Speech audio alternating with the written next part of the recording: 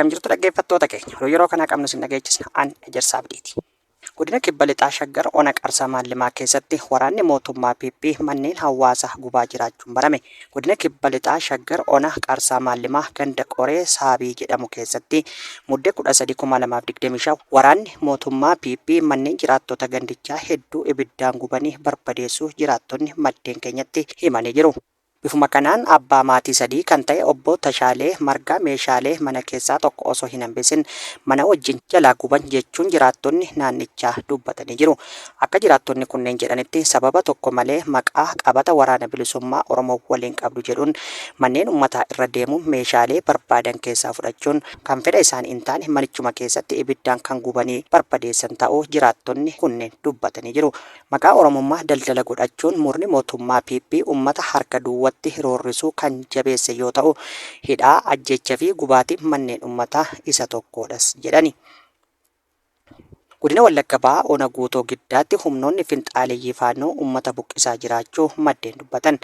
Jiraattonni maddeeniif yaada isaanii kennan magaalaa Luugoo jedhamu keessatti uummanni garmalee buqqifamee gara magaalaa Ukkee jedhamutti baqataa jira jedhan. Humnoonni finxaaleeyyii faannoo naannoo keessa socho'an hanga dhiheenya magaalaa Naqamteetti babal'ifachuun himuun duraan dhimma rakkoo onoota Giddaa Ayyaanaa fi Kiraamutu dubbatamaa jira kan jedhan jiraattonni amma magaalaa Naqamtee irraa fageenya kiiloomeetira 35 hin caalle irratti humnoonni finxaaleeyyii faannoo uummata buqqisaa jiraachuu himan. Ona Guutoo Giddaa magaalaa Luugoo jedhamutti haleellaa raawwataniin uummanni buqqifame gara magaalaa Ukkeetti baqataa jiraachuus jiraattonni maddeenitti himanii jiru. Lakkoofsan muraasa waan ta'aniif finxaaleeyyii naannoo Amaaraatti humna dabalatanii onoota naannoo Oromiyaa naannawa sanaa keessas walitti sassaabamanii jigiin yaa'anii ofirraa ittisuu akka hin dandeenye himuun humnoonni kun yeroo haalli itti cime huccuu isaanii jijjiirratanii meeshaa isaanii dhokfatanii jiraattota nagaa fakkaatanii jiraatu jedhan.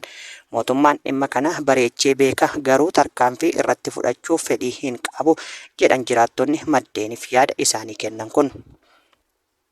Godina Buddunoo Baddallee Ona Cawwaaqaa keessatti jiraattonni dirqiin gara dirree waraanatti guuruu fi hawaasa irratti saamichi jabaachuun jiraattonni dubbatan. Godina Buddunoo Baddallee Ona Cawwaaqaa gandoota garaagaraa keessatti humnoonni mootummaa dargaggoota dirqamaan ukkaamsuun gara dirree waraanatti guuruu fi uummata onichaa irratti saamicha raawwachaa jiraachuu jiraattonni maddeeniif himanii jiru. Haaluma kanaan gandoota onichaa baay'inaan 28 ta'an keessatti dargaggoota fi kanneen maatii qaban cufa walitti guuruun namoota hedduu gara dirree leenjii waraanatti geessuuf qopheessaa kan jiran yoo ta'u gandi tokko yoo xiqqaate namoota 30 haga 50 dhiyeessuu qaba jechuun dirqama caasaaleen gandichaa fudhatanii bobba'aa jiran ta'uu jiraattonni maddeeniif himanii jiru. Namoota maatii qaban kanneen barnoota hin qabne walitti guuranii waraanaaf qopheessaa kan jiran yoo ta'u isaaniifis ragaa barnootaa kutaa 8 sobaan hojjechiisaa fi jiru jedhan. Kunis ta'uu kan danda'eef sababa uummanni sobaa fi holola fakkeessi irratti bare gara dabarsee uummata afaan faanjessuuf jecha waraana keessatti ajajaa taatanii teessanii mindaa keessan qofa nyaattu jechuun ragaa barnootaa sobaa hojjisiisaa fi akka jiran keessa beektonni maddeeniif himanii jiru.